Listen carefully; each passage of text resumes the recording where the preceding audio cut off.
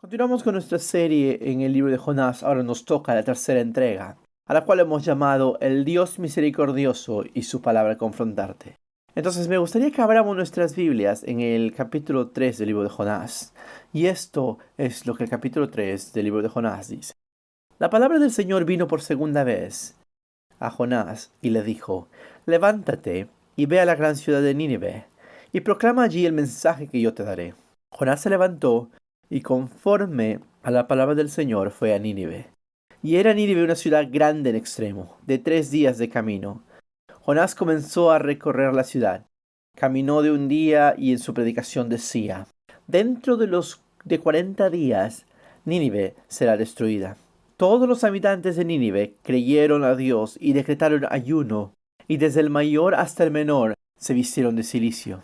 Cuando la noticia llegó al rey de Nínive, éste se levantó de su trono, se despojó de sus vestidos, se cubrió de cilicio, se sentó sobre ceniza. Luego ordenó que, por mandato suyo y de sus altos personajes, se proclamara en Nínive este decreto: Ningún hombre ni animal, ni tampoco ningún buey ni oveja, debe probar bocado ni alimento alguno, ni beber agua. Al contrario, hombres y animales por igual deben cubrirse de cilicio y clamar a Dios con todas sus fuerzas, apartarse cada uno de su mal camino y de la violencia que hay en sus manos. ¿Quién sabe?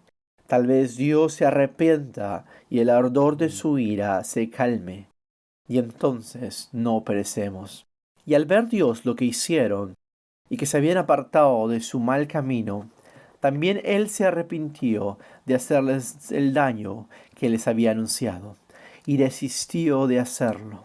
Ahora, después de haber leído el capítulo 3, me gustaría que vayamos al Nuevo Testamento también, y abramos nuestras Biblias en el capítulo 12 del libro de Mateo, y leamos los versículos 38 al 42, los cuales dicen así: Entonces algunos de los escribas y de los fariseos le dijeron: Maestro, deseamos ver una señal tuya. Pero él les dijo: La generación mala y adúltera demanda una señal, pero no tendrás más señal que la del profeta Jonás. Porque así como Jonás estuvo 3 días y 3 noches en el vientre del gran pez, así también el Hijo del Hombre estará 3 días y 3 noches en el corazón de la tierra. En el juicio, los habitantes de Nínive se levantarán contra esta generación y la condenarán, porque ellos se arrepintieron por la predicación de Jonás. Y aquí hay alguien que es más grande que Jonás. En el juicio, la reina del sur se levantará contra esta generación y la condenará, porque ella vino desde los confines de la tierra para escuchar la sabiduría de Salomón. Y aquí hay alguien que es más grande que Salomón. Oremos. Padre, ayúdanos a ver con claridad lo que el capítulo 3 de Jonás nos tiene que decir. Permítenos entender el mensaje que Jonás estuvo compartiendo para aquellos habitantes de Israel y el mensaje que Jonás nos está compartiendo a nosotros ahora. Déjanos verlo, en el nombre de Jesús te lo pedimos. Amén. Me gustaría que comencemos por hacer un pequeño resumen de dónde estamos en el libro hasta este momento. ¿Qué sabemos de Jonás? Bueno, es un predicador reacio, un predicador de mala gana, un hombre al que le sacan de un trabajo en el que le estaba yendo bien allá en Israel y lo envían a un grupo de personas a quienes él detesta, a un lugar al cual él verdaderamente no quiere estar y no quiere ir, y para hacer un trabajo que realmente él no quiere hacer. Es una audiencia poco prometedora, una gran ciudad, es verdad, pero una ciudad mala y perversa, una ciudad que es enemiga de él y de su pueblo, un lugar de mucha violencia, un lugar en el que es muy poco probable de recibir un buen trato para este predicador que es extranjero, o que sea de su agrado tampoco. Y al igual que ellos tampoco no son de su agrado con él. Entonces, juntemos a estas dos por un instante, tanto al predicador reacio y como una audiencia poco prometedora. Y hagamos un ejercicio mental por un instante. Si este sería el contexto de nuestro próximo viaje misionero, en el cual tenemos que enviar a nuestros hijos, si Nínive fuera el destino de nuestro viaje misionero y Jonás sería el líder del equipo para este viaje, o líder de grupo para este viaje, ¿estarías dispuesto a apoyar económicamente? Más aún, ¿Estarías dispuesto a enviar a tu hijo en este viaje? O mucho más. ¿Estarías dispuesto a comprometerte e ir tú mismo junto a ellos en este viaje? Estoy seguro que la respuesta sería, ¿a un lugar como ese? ¿Con un líder así? No, ni loco. ¿Qué esperanza hay de algo bueno? ¿Que algo bueno pueda darse? ¿Un predicador como ese, a un lugar como ese? No, no, no, no, no. Y a decir verdad, hasta que nosotros no veamos esa realidad y cuáles fueron las circunstancias, no entenderemos que en una situación similar así, nosotros no estaríamos de acuerdo con apoyar este viaje. Y nos enojaríamos con nuestros líderes por siquiera sugerir que hagamos este viaje con nuestra iglesia, para enviar a alguien como Jonás en este viaje. Mientras no entendamos esa realidad, no vamos a poder darnos cuenta de lo cuán extraordinario que este capítulo del libro de Jonás, capítulo 3 de Jonás es. Porque este viaje misionero a Nínive realmente va muy bien, por contrario de lo que podamos pensar o predecir. Y déjeme decirle, este viaje va muy bien, no porque el predicador tenga un cambio de actitud camino a Nínive, o de pronto sea un hombre diferente, y tampoco porque la audiencia repentinamente se vuelva una tierra firme, una tierra fértil. Pero este viaje va muy bien solamente debido a que el Dios que hizo el mar y la tierra y todo lo demás es absolutamente maravilloso y realmente benigno y de hecho muy poderoso y es capaz de hacer cosas maravillosas incluso con el peor tipo de gente imaginable, para el peor tipo de gente imaginable, de modo que todos conozcan quién es Él. Lo que sucede en Nínive es la obra de Dios, y esa es la única razón por la cual le va muy bien. A pesar de la iniquidad de ambos, el predicador y la audiencia. Y sin dudar, si vemos este libro, ambos son inicuos. Dios es quien permite que esto suceda, y es Dios quien es el que hace que esta predicación en Nínive prospere. Este es un capítulo increíble. Pero miremoslo más en detalle. Es una historia muy conocida y su estructura no es tan complicada. Así que trataremos de repasar la historia rápidamente y al final pensar un poco en sus implicaciones. Entonces, la historia se puede dividir en tres secciones. La primera sección va desde el versículo 1 al versículo 5, la cual hemos llamado la palabra de Dios y la ciudad de Nínive. La leeré por un instante. La palabra del Señor vino a Jonás por segunda vez y le dijo, levántate y ve a la gran ciudad de Nínive y proclama allí el mensaje que yo te daré. Jonás se levantó y conforme a la palabra del Señor fue a Nínive. Y era Nínive una ciudad grande en extremo, de 3 días de camino. Jonás comenzó a recorrer la ciudad, caminó de un día y en su predicación decía, dentro de 40 días Nínive será destruida. Todos los habitantes de Nínive creyeron a Dios y decretaron ayuno y desde el mayor hasta el menor se vistieron de cilicio. Una historia increíble, en medio de unos cuantos versos. Déjame hacer algunas observaciones. La primera, notemos la obediencia de Jonás. El comienzo del capítulo 3 es casi similar al comienzo del capítulo 1. La palabra de Dios viene a Jonás, sin embargo, esta vez él obedece el mandato de Dios y va a donde Dios quiere. Aquellos de nosotros que hemos estado estudiando la historia desde el principio, recordamos su obstinación a obedecer el mandato de Dios en el principio, pero también su positiva pero inadecuada respuesta en el capítulo 2. Luego, al comienzo del capítulo 4, volvemos a ver esa obstinación, pero por el momento él obedece, lo vamos a ver después. Pero, ¿quién pudiera hacer algo diferente? Sus acciones en el capítulo 1, si uno recuerda, lo condujeron a las profundidades del mar, en el vientre de un gran pez, por un periodo de tiempo. Y yo imagino que esa experiencia fue completamente aterradora y poco probable a volver a cometer el mismo error. Jonás ahora obedece. Lo otro también me gustaría que observemos es, conforme el versículo 3, notemos la grandeza de Nínive, la gran ciudad que era. Nínive es una gran ciudad dentro de una nación muy hostil, como Asiria.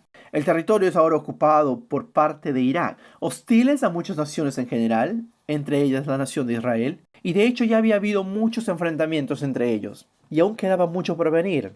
Este pasaje no dice nada acerca de ello, lo que sí dice es acerca de su grandeza. 3 días de camino, dice.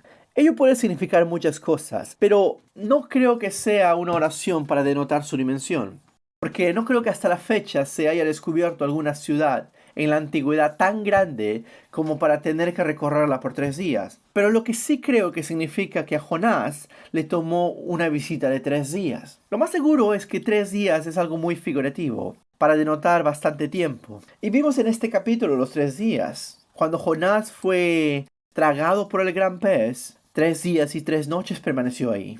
Bastante tiempo para dar un figurativo a lo que significa. Lo importante de esto es que era un lugar grande. Y más importante para ello es que era un lugar grande para Dios.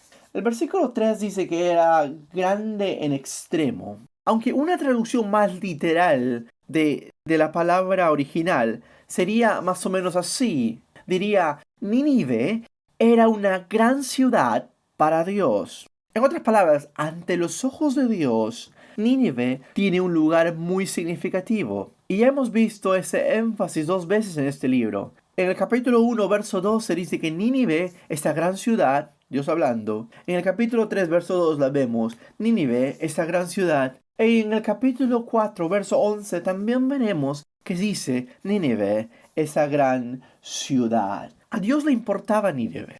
Para Él es grande, tan significativa como para preocuparse por ella, como para invitar a un profeta a advertirle de su juicio venidero. Si nadie te advierte cuando estás haciendo algo de malo, es realmente una señal que no les importas. A Dios le interesa la humanidad. Incluso Nínive le interesa, así que envía a Jonás para advertirla. Pero, ¿por qué es esta ciudad tan importante para Dios? Creo que la respuesta de este libro es porque Dios es el Dios de todo el mundo. De hecho, es un tema muy importante en este libro.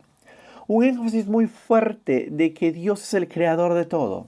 En el capítulo 1, Él creó el mar, la tierra, dice Jonás. Y eso resume todo. El gobierno sobre la tormenta, el gobierno sobre el pez. En el capítulo 4, Él controla la planta, incluso el pequeño gusano que devora la planta. De lo más pequeño a lo más grande, Dios es el autor y el dueño de todo lo que hay. Y Él está en control de todo.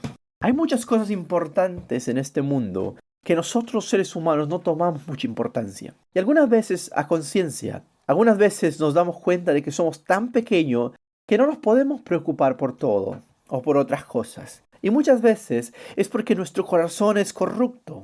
Aquí a Jonás no le interesa Nínive porque sencillamente a él Nínive no le agrada. Y al mismo tiempo está tan absorbido con lo que él hace ministerialmente en Israel como para preocuparse por ellos. Pero Dios no es como Jonás. Él tampoco es como nosotros, pequeño o tiene el corazón corrupto. Nosotros muchas veces en nuestros momentos más difíciles pensamos que Dios debe ser demasiado grande y demasiado ocupado como para preocuparse por la vida nuestra o nuestra vida tan pequeña o mis necesidades tan pequeñas. Cuando de hecho la realidad es al revés. Debido a que Dios es lo suficientemente grande para estar completamente interesado con todas las cosas, por eso Él lo hace. Debido a que Él es tan grande, grandioso diría yo, es que se preocupa por los pequeños detalles en esa forma. Debido a que Él es tan grande, nadie es tan pequeño como para escapar de su atención. Y nada es tan pequeño como para que a Dios no le interese, dado que Él es el creador de todo. Nínive es grande ante los ojos de Dios, por eso se preocupa por su maldad. La respuesta de Nínive al mensaje de Jonás es directo y muy fuerte. Dice el versículo 5 que al instante se arrepintieron, creyeron a Dios y decretaron ayuno desde el mayor hasta el menor. La respuesta es muy remarcable. Si notamos cuán confrontante el mensaje es, la destrucción vendrá dentro de 40 días. 40 días te queda, se viene y tienes que lidiar con él. Es muy fácil para nosotros descartar fácilmente a Jonás. Pero si notamos en este mensaje, este es un mensaje fuerte y realmente hay que ser muy valientes para decirlo. Sobre todo cuando estás en medio de una nación enemiga, ¿verdad? El mensaje de Dios para Nínive y para este mundo pecaminoso y corrupto es un mensaje fuerte y muy confrontacional. El juicio se acerca. Eres enemigo de Dios. El juicio está venidero y vas a ser destruido. El libro no dice nada más acerca de Jonás usando otras palabras para persuadir a Nínive de cuánto Dios le ama. Pero estoy seguro que imagino que él habló más palabras, él compartió más palabras en el transcurso de 3 días, ¿verdad? Pero para el propósito del autor, esto es lo que el lector de este libro necesita oír. Nínive necesitaba ser persuadida de que Dios estaba en contra de ella. Este mensaje es tan fuerte de apariencia negativa. De hecho, trae mucha misericordia en él. Aunque su apariencia pueda notar que es muy mala, trae una misericordia que poco a poco va haciéndose a la luz. Porque para que Dios enviara un mensajero a advertir a una ciudad sobre su destrucción, ¿para qué lo va a hacer si es que él piensa destruirla, verdad? Entonces, porque sencillamente si Dios quisiese destruirla, da su voz y automáticamente la ciudad estaría destruida. ¿Para qué enviar el mensajero si al final lo que él quiere es destruirla? Lógica, ¿verdad? Hay mucha misericordia en él. Ahora, la verdad es que Dios no quiere que la ciudad sea destruida. Y Jonás sabe muy bien eso. De hecho, Jonás no simpatiza mucho con eso. Él no está muy contento de compartir este mensaje de destrucción, porque de seguro él estaría muy feliz con la destrucción de Nínive. Pero Dios quiere tener misericordia con Nínive, por eso envía a Nínive un profeta con un mensaje de destrucción. Esto puede parecer una paradoja, pero así es como funciona. La ruta para la misericordia es un mensaje de juicio. Dios es el juez, Él va a tomar cuentas de todo, cada uno tendrá que dar cuenta. Cuando nosotros omitimos de nuestro mensaje el hecho de que Dios vendrá a juzgar el mundo, quitamos la ruta a la misericordia, pero Jonás la comparte fielmente y el pueblo responde favorablemente. ¿No es ese un resultado favorable? Bueno, lo segundo que quisieron que miremos viene del versículo 6 al versículo 9, a lo cual lo llamamos la palabra de Dios y el rey de Nínive. Primero vimos la palabra de Dios y el pueblo de Nínive. Ahora veremos la palabra de Dios y el rey de Nínive. Eso es lo que dice verso 6, verso 6 al 9. Cuando la noticia llegó hacia el rey de Nínive, éste se levantó de su trono, se despojó sus vestidos y se cubrió de cilicio, y se sentó sobre sus cenizas, o sobre ceniza, perdón. Luego ordenó que por mandato suyo y de sus altos personajes se proclamara en Nínive este decreto: ningún hombre ni animal, ni tampoco ningún buey ni oveja, debe probar bocado ni alimento alguno, ni beber agua. Al contrario, hombres y animales por igual deberán cubrirse de cilicio y clamar a Dios con todas sus fuerzas. Apártese cada uno de su mal camino y de la violencia que hay en sus manos. ¿Quién sabe? Tal vez Dios se arrepienta y el ardor de su ira se calme y entonces no perezcamos. Creo que lo mencioné antes en esta serie que este es un libro escrito para el pueblo de Israel.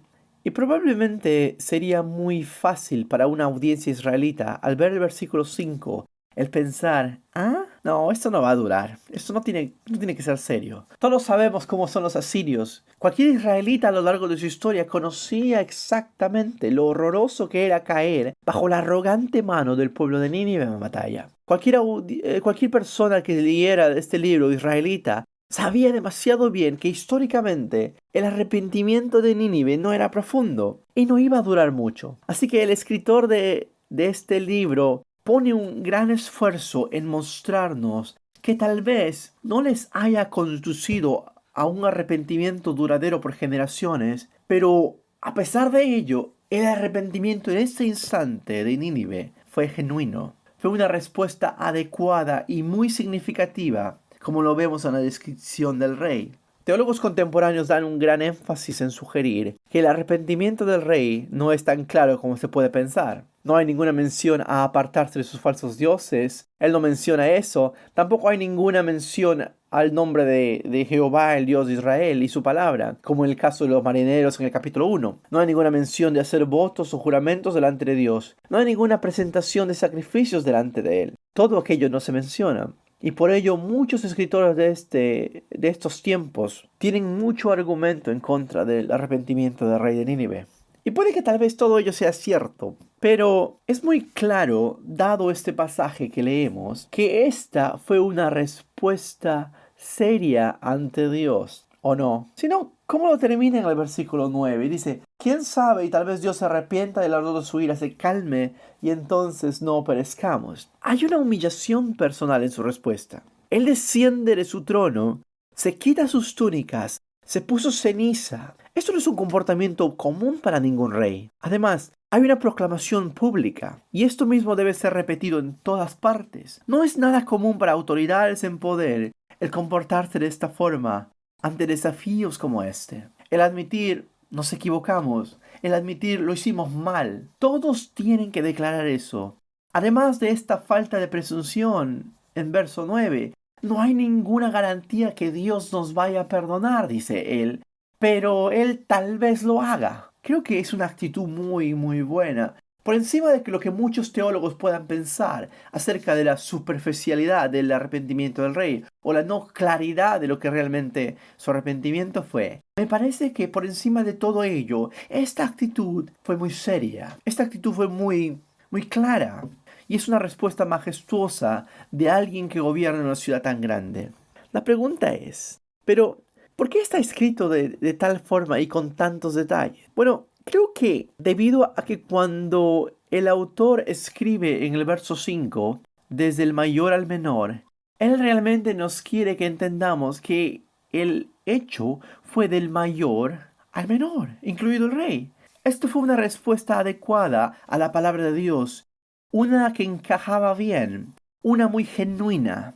Notemos además que esta es una respuesta a la palabra de Dios. ¿Te das cuenta que Jonás no recibe ninguna mención entre los versos 6 al 9? Él no es mencionado. La historia podría saltar del verso 5 al 10 sin causar mucha sorpresa. ¿Quién sabe si Jonás de hecho se encontró con el rey? No lo sabemos. Pero Nínive respondió bien. Y eso es lo que prepara en cierta manera la escena para la pequeña sección que sigue. ¿Qué es lo que sucede cuando Nínive responde de esta manera? Y a esto llegamos a la parte tercera, el versículo 10. Dios lleno de gracia y su mensajero es indiferente. El versículo 10 dice, y al ver lo que hicieron y que se habían apartado de su mal camino, también él se arrepintió de hacerles el daño que les había anunciado y desistió de hacerlo. Y voy a leer el capítulo 4, verso 1, la respuesta del mensajero. Pero Jonás se quedó muy disgustado y se enojó. Veamos primero cómo Dios respondió al ver esto. La respuesta de Dios es que Él los perdona y se arrepiente. Se apiada de ellos y Él no hace lo que Él dice que va a hacer. Ahora, déjame decirte lo que este pasaje no nos está diciendo. ¿Ok? Quiero que entiendas muy bien. Este pasaje no nos dice esto. Este pasaje no nos está diciendo que Dios es alguien en quien no se puede confiar, porque siempre está cambiando su mente. No nos está diciendo que la respuesta de Nínive es una respuesta para Dios, algo nuevo que acaba de ocurrir y agarró de sorpresa a Dios. Y debido a eso ahora tiene que cambiar su plan. Bien al principio de esta historia y constantemente hasta el final, es muy claro que Jonás sabe que Dios planea tener misericordia con Nínive. De hecho, estrictamente hablando, el mensaje no es acerca de misericordia. Dios no ha cambiado su mente, ¿ok? Tampoco esto nos está diciendo que Dios no trata de decir lo que dice cuando lo dice. Esto no está aquí para decirnos que cuando Dios hace o dice algo como en 40 días Nínive será destruida, no podemos estar seguros de que ello va a pasar o no. De pronto estás pensando eso, o de pronto te preguntas, ¿cómo sé si lo que Dios dice que lo va a hacer, en verdad lo va a hacer? Si cambia su mente de esta forma. Déjame decirte que a lo largo de este libro, sus palabras y bajo la estructura de este libro sugieren que todo el mundo sabe, a través de estas palabras, que las cosas podrían ir mejor si Nínive responde de una buena manera. Jonás lo sabe, es por ello que no quiso ir a Nínive en primer lugar. El rey lo sabe, no está presumiendo cuando él dice, de pronto él nos perdone, pero sabe que es una posibilidad. Mis hermanos, el hecho central de una advertencia es que sugiere que puede haber una forma de librarnos de lo malo si cambiamos en algo. Es muy importante si no leemos la Biblia rígidamente y pongamos la palabra en una rigidez en la cual nunca la usaríamos nosotros mismos. No seamos muy rigurosos en esto de pensar, Dios cambió su mente, pues sí me va a cambiar. No. Por un instante pensemos. Déjame darte un ejemplo para ilustrar esto de una manera mejor. Imagina un padre con sus hijos pequeños y estos no se están portando bien. El padre le dice, ante mal comportamiento, nuevamente, paren de hacer eso, pero ellos no hacen caso. Entonces el padre dice, ok, voy a contar hasta 3 y si no obedecen, habrá consecuencias. Si usted quisiera ver esas palabras muy rígidamente, usted podría decir, Él va a contar hasta 3 y luego va a haber consecuencias. Pero la verdad es que generalmente el Padre no llegará a contar hasta 3. Y a menudo no hay consecuencias, porque los hijos entendieron. Porque no creo que al final, cuando el padre cuenta hasta 3 y los hijos cambian el comportamiento y no hay consecuencias, no creo que al final uno de ellos se voltee furioso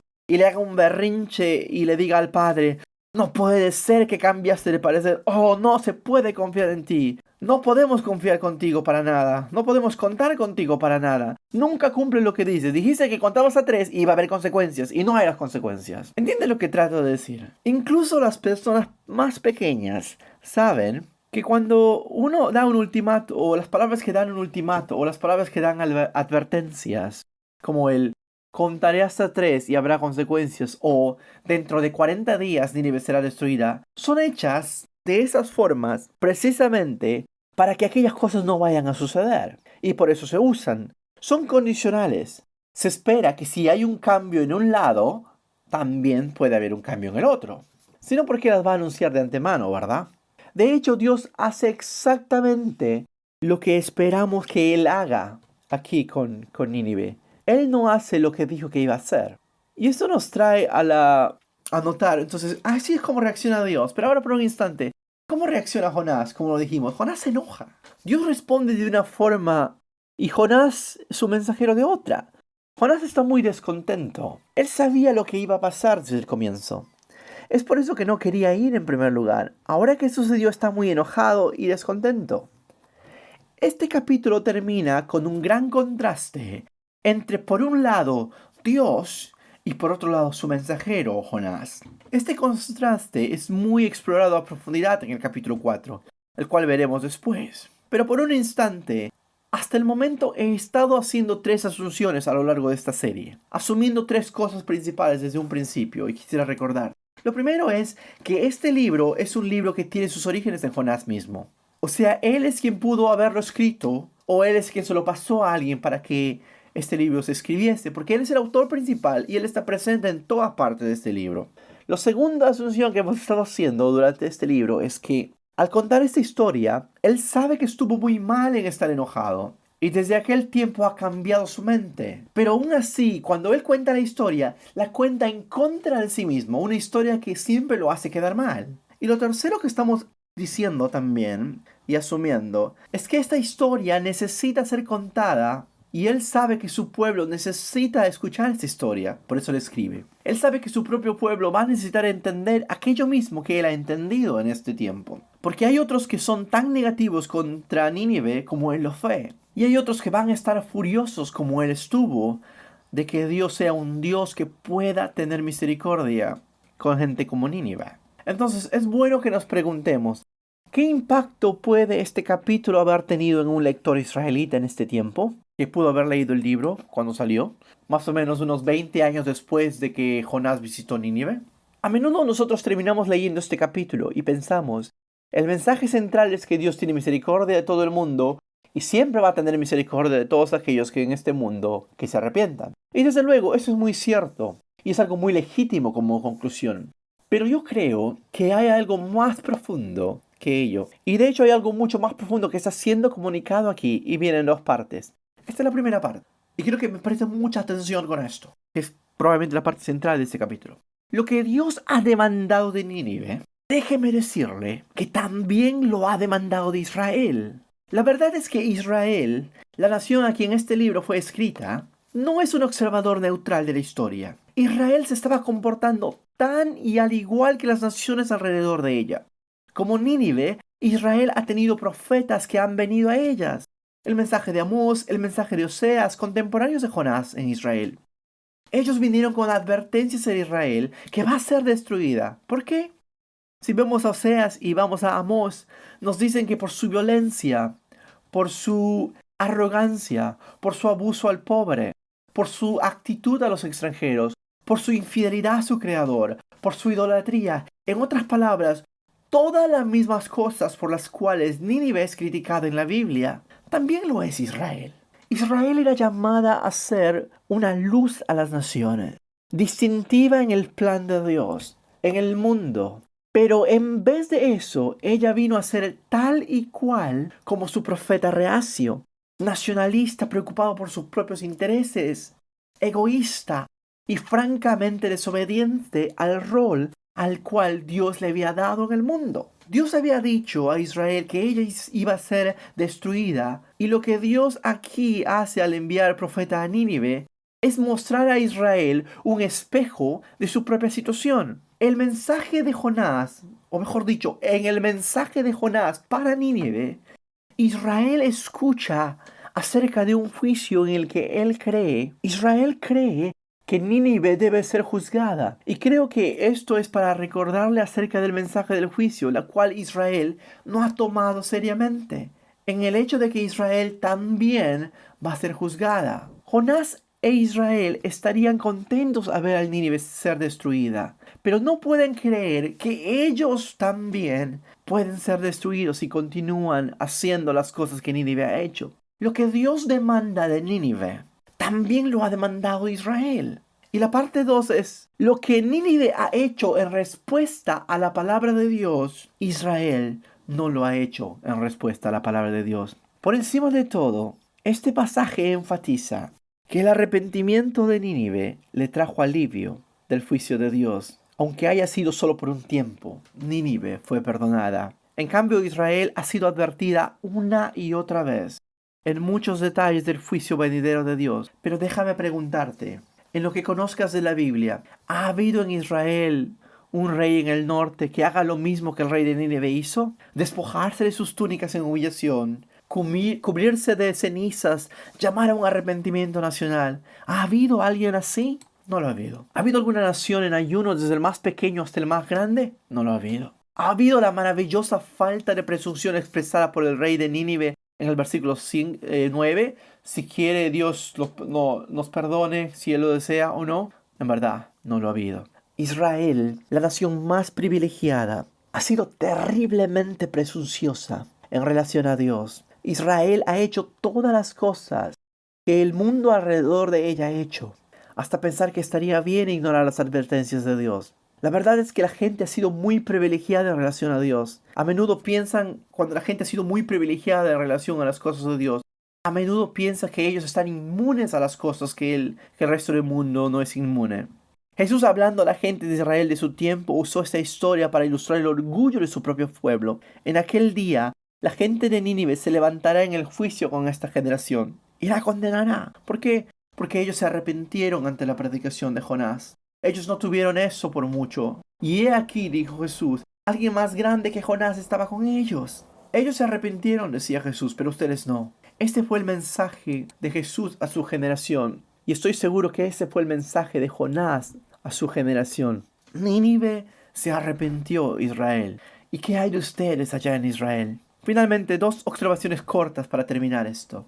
La primera es que el Dios revelado en este capítulo y en este libro es absolutamente maravilloso. Es bueno, de hecho completamente bueno y paciente.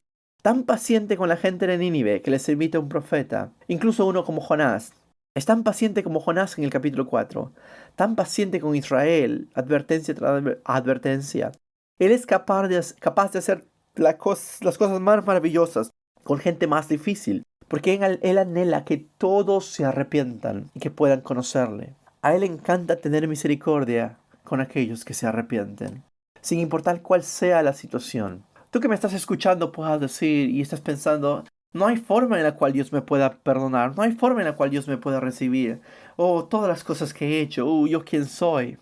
Y sobre todo por cuánto tiempo he vivido ignorando sus advertencias. Si eres tú quien piensa eso, déjame decirte, querido amigo, mira este pasaje y piensa de nuevo. Dios es muy bueno y generoso con cualquiera que se vuelque a Él.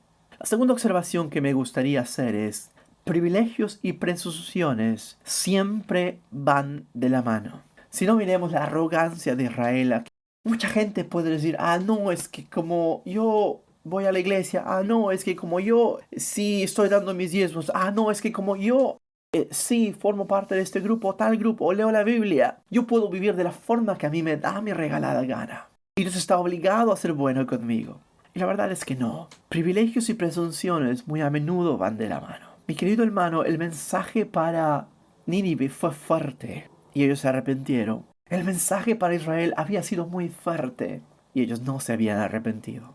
Mi querido amigo, por un instante le animo a pensar, ¿cuál es el mensaje para Dios, de Dios para usted? Tan fuerte como lo fue para Nínive, es tan fuerte como lo fue para Israel. Y termino preguntándole, ¿y cuál es su respuesta? ¿Es una respuesta de arrepentimiento como lo fue de Nínive? ¿O tal vez una respuesta de ignorancia como lo fue de Israel? Déjeme decirle, tanto Israel como Nínive en su tiempo fueron juzgadas. Este Dios grande en misericordia y bueno en misericordia está tan dispuesto a extender su mano de misericordia y perdonar a todos aquellos que se arrepientan. Pero para ello uno tiene que arrepentirse de la forma de vida que uno lleva.